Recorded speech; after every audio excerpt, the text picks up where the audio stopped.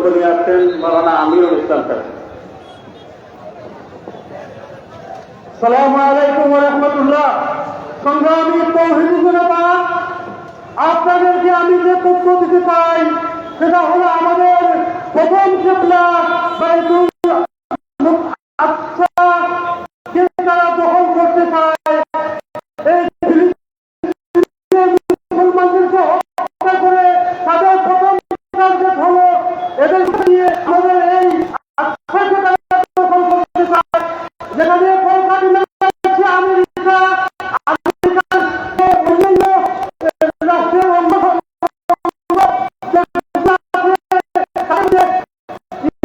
Israel